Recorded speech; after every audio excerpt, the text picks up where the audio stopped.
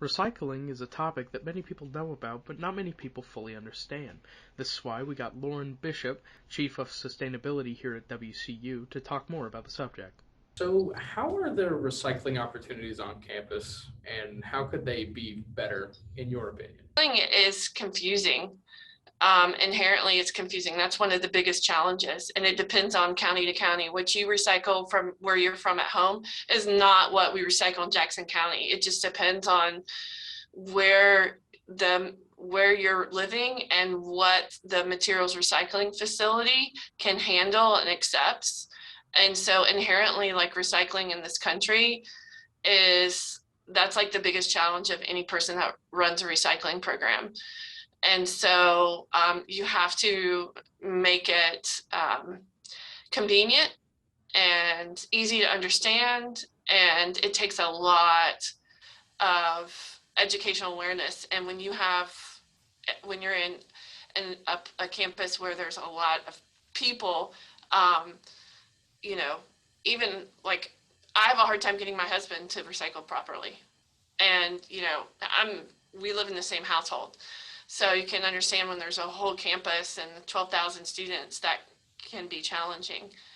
But we've tried to make a lot of improvements over the years, like moving to the centralized recycling stations in the hallways and then expanding that out throughout all the academic buildings. We can definitely make some improvements in the residence halls, and or outside in the dumpster areas.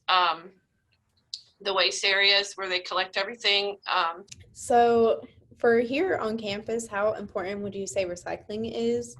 And with changes that have happened, even though there isn't that many that you're able to do since you are by yourself, how have you seen like recycling change here on campus? I've seen it change. Just students are really, I think this is like the 6th interview I've given in 3 weeks for students asking about either doing papers, or mostly it's been like research papers or projects. The students ask about it all the time. So I save all these requests and report on that to my supervisor and decision makers, let them know like, hey, this is growing quite a bit, to show the need that we need somebody to manage this so we can improve efficiencies. And somebody needs to really be dedicated to this. We've seen our rates go up. Obviously, we've seen our recycling rates go up quite a bit. And I can email you a presentation that I give to classes. That's one thing I do. It's kind of like my role. At anytime my boss has asked, we need somebody on a committee for campus, he usually sends me. And so to serve in that role, to kind of be the spokesperson for facilities management, not always, but a lot of the times. And so just to educate the community about what goes on behind the scenes, because it's like basically you're running a town, but towns don't have 4 million square feet. So we're running a town and taking care of students too at the same time. So let me look her up.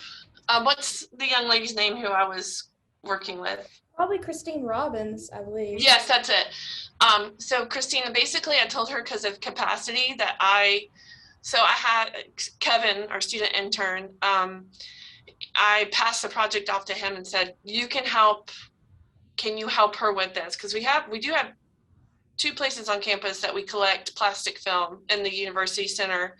And I told her that, and then she picked up the free bin. I think she got the free bins, but because of workload and then still during COVID, but we're wrapping that up, there were other duties that were put on our lap that we had to take care of, that being in facilities. We've been here pretty much the whole time, like campus police, when everybody was gone. And those duties still, I just kind of am wrapping things up on those. And so I just told her I didn't have the capacity if we had a recycling coordinator. So I'm not sure the latest on that. And then one other thing that they needed to vet, which I helped advise her on, and we exchanged several emails, was that Food Lion was one of the receiving Food Lion and Lowe's was it Lowe's? Was one of the receiving places, right? Well, Kevin went to Lowe's twice, not once, but twice, and talked to the manager, and the manager knew nothing about the program.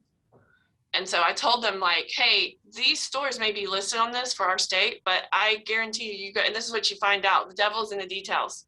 You go down there and you may bring like a whole bunch of plastic, which you also have to, and I told her, we have a weight, we can measure, help you measure it too.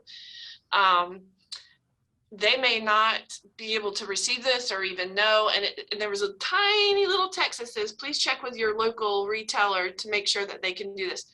And of course, Lowe's didn't know. And then they called corporate, and corporate was like, I can't remember what Kevin found out. So the Lowe's here, essentially the Lowe's here was not participating. They were just like, we don't know what's going on.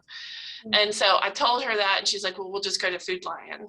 And I'm like, well, you need to call them and make sure that they can participate too. Because 500 pounds of plastic film is a huge volume if you think about it, because it weighs practically nothing. Since recycling is such, well, waste is such a big issue, like it's going to the landfills, and it seems like such a big task, especially for students. So what would you tell a student who wants to start recycling, or to the student population about recycling? I mean, the biggest thing is just wherever you're living is to know to find out what is recyclable, and you can usually find out where to recycle and what can be recycled. For the Western Carolina Journalist, this is Graylin Turner reporting.